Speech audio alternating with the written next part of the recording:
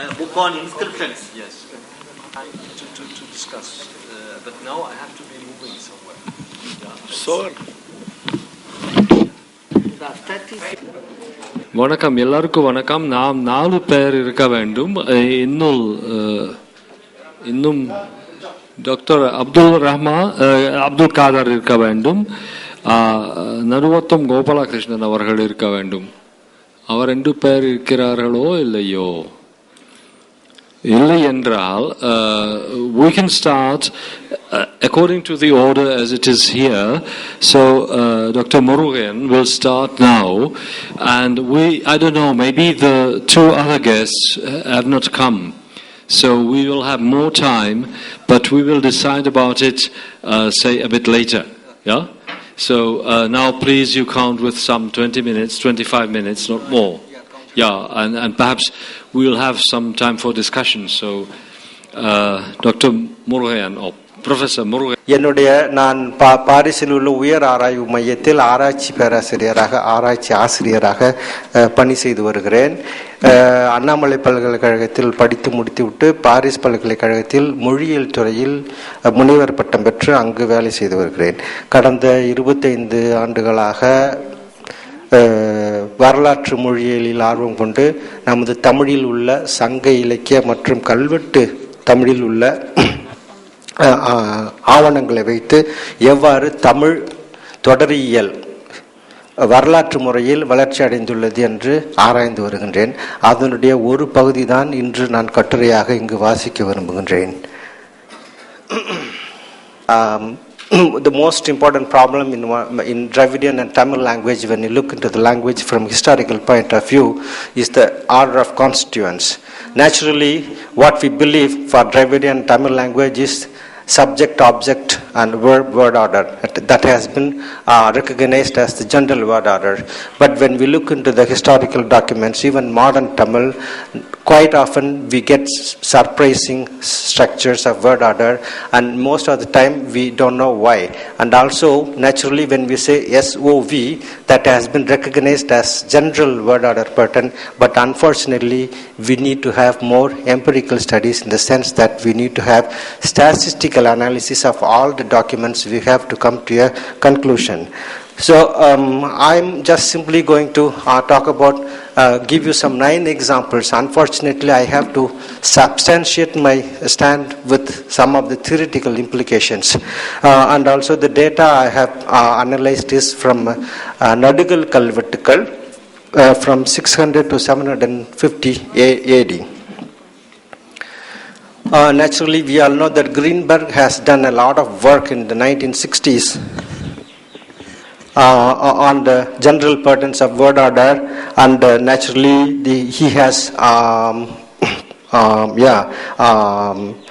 proposed 6 type of word orders, but none of these word orders proposed by Greenberg seem to be pertinent for old and classical Tamil, and also we need to have more studies, empirical studies, to see whether it applies or whether it does not apply. I want to make 2 assumptions on the historical syntax of Dravidian. Andrew Noe has written a book on historical syntax of Dravidian languages, where he deplores that unfortunately for Dravidian languages the approach we have is anti-historical, in the sense that we don't consider much of the historical data we have, even though we have documents from Tamil from 200 or 300 BC up to the modern age, and also for other Dravidian languages, mostly like Kannada, Malayalam, Telugu. And second, B.H. Krishnamurthy in his recent book in 2003 wrote that even for literary languages we do not have any study. So that's one of the major problems, and also major area of research we have in Dravidian languages. And coming to the second point, what general linguistics say about the word order in general? A commonly made cross-linguistic generalization is that whenever a language has a case system, nominative, accusative, genitive, and also the case of the Dravidian languages, the word order will be free, because grammatical relations are mostly indicated by the case marker. So we don't need to have fixed word order, but that is not the case with language like English, where they don't have the case markers, and naturally the order of constituents become grammatical.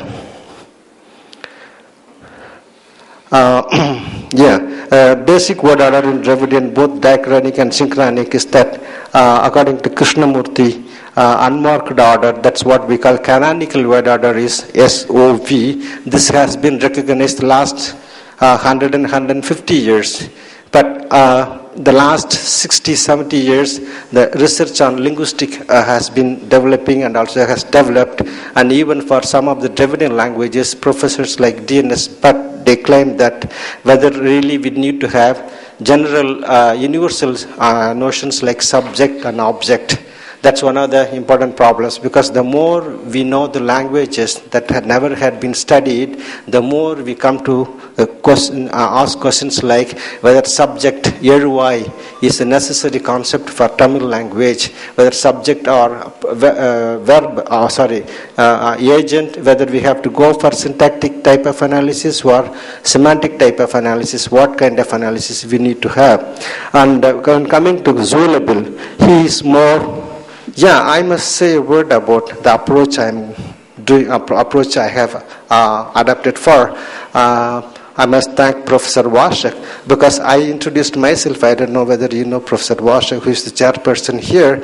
He is from Prague, where the Prague School of Linguistics had been developed, and after that we also had the chance of having Professor Zulabil, who developed most of the language, Dravidian and Dravidic studies, and Professor Washak.